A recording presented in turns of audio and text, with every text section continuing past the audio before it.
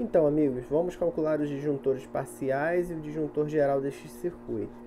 O circuito de iluminação, que tem um consumo de 560 watts, o primeiro passo é descobrir a corrente do circuito.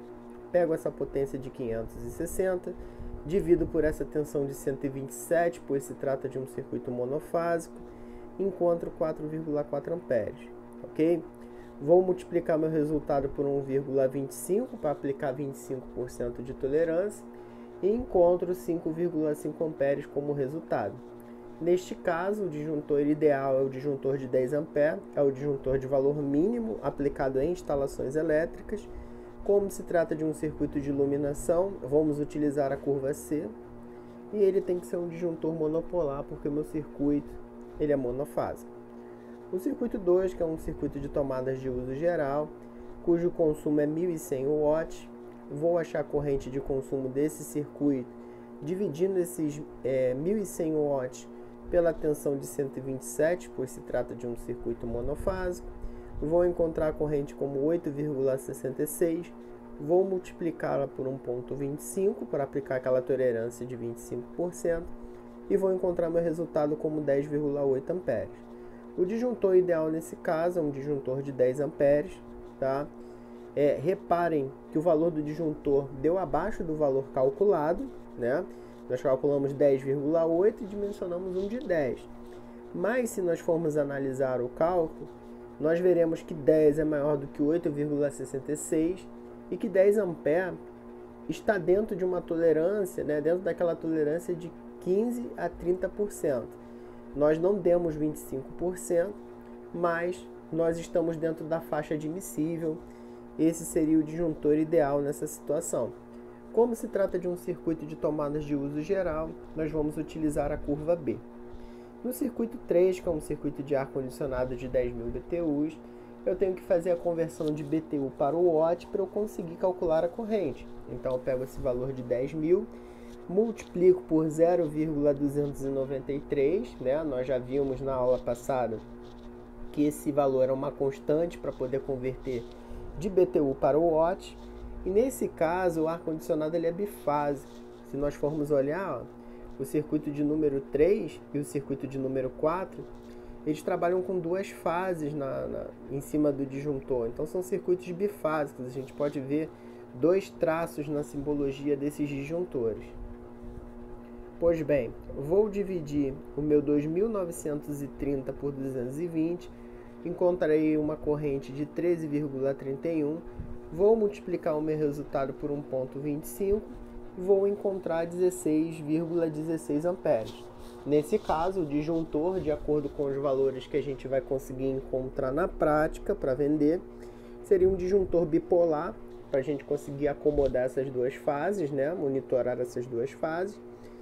E seria um disjuntor de 16 amperes com curva C, porque se trata de um motor de pequeno porte, né? O ar-condicionado tem um compressor no seu interior.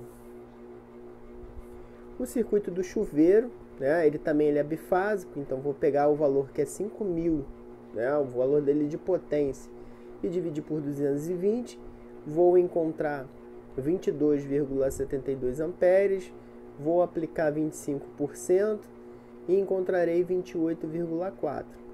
Né? Então, o disjuntor que se aproxima desse valor é o de 30 amperes, é ligeiramente acima, mas não tem problema. Né? E como se trata de uma carga resistiva, a curva ideal é a curva B. Tomadas de uso geral da cozinha, tá certo? Esse a gente vai ter um pouco de polêmica, mas vamos lá. Vou pegar a minha potência, que é 1.200, e vou dividir por 127, vou encontrar 9,4. Quando eu atingir a minha tolerância de 1,25, nós teremos 11,8 amperes. E aí que vem o problema. Ou a gente usa o disjuntor de 10 amperes, que é um pouco acima da corrente nominal do circuito, um pouco, tá? Ou nós usamos um disjuntor de 16, que é muito longe do valor da corrente. Nesse caso, eu optei por usar o de 10 amperes, tá? Levando em consideração, né, que ele se aproximou mais ali do resultado, ele ficou abaixo, ele ainda é acima, do que 9,4, mas não muito acima. Se nós fôssemos fazer uma continha básica aí, a tolerância está com menos de 10%, né? Então esse disjuntor ele não ficou muito com sobras aí no dimensionamento. Mas como a gente ainda está tratando de um circuito de cozinha, que é uma área molhada, é melhor deixar ele, né, como sendo 10 amperes mesmo. E como é tomadas de uso geral, curva B. O disjuntor geral. O que vai acontecer para que a gente possa fazer o cálculo do disjuntor geral? O disjuntor geral ele vai proteger a instalação como um todo. E aí, na teoria, se a gente fosse analisar, para que a gente possa fazer o cálculo de corrente desse disjuntor, eu teria que somar a potência da instalação toda, né? Porque todos os circuitos que vão ser alimentados vão ter a potência passando por esse disjuntor geral. Só que é o seguinte, nós sabemos que esses circuitos nunca vão funcionar ao mesmo tempo a pleno vapor, né? Eu sempre vou ter algum circuito desligado, então na verdade os circuitos vão intercalar. É a hora que a gente vai usar o fator de demanda para tentar aproximar o nosso cálculo de uma situação mais real, para que esse cálculo ele se torne mais preciso, tá ok? Então basicamente a potência, o cálculo de potência desse disjuntor, ele vai ser dividido em tomadas de uso geral e tomadas de uso específico, tá ok? Então vamos lá. A potência relacionada à tomada de uso geral mais a iluminação são as potências do circuito de número 1, 2 e 5. Somei as potências e achei 2.860 watts. Bom, vou aplicar o fator de demanda para eu poder desconsiderar uma parcela desse valor no meu cálculo. Olhando na tabela, quando eu tenho uma potência em torno de 2.000 a 3.000, né, o meu fator de demanda é 0,66. Então, peguei esse valor, multipliquei por 0,66.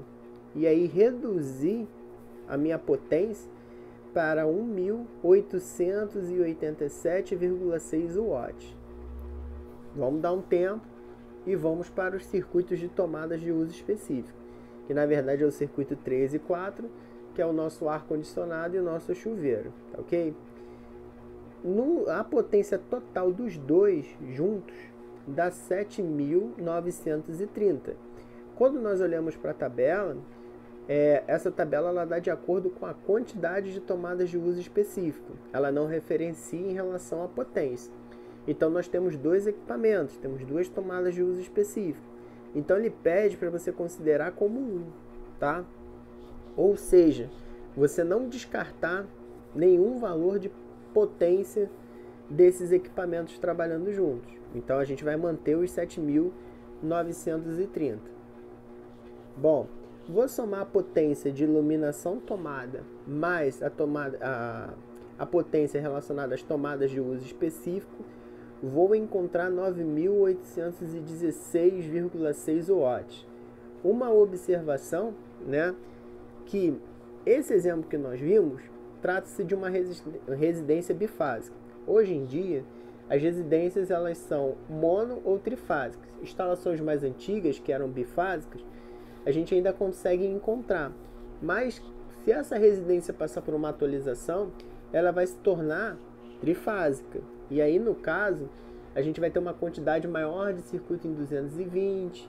A gente vai conseguir ali ponderar algumas situações, tá? Inclusive para cálculos de cabo, de disjuntores, os valores nominais vão ser reduzidos.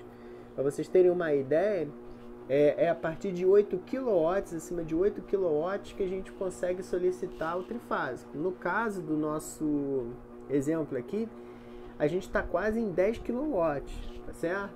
Só algumas observações para que a gente consiga espelhar a prática com a teoria que a gente está desenvolvendo.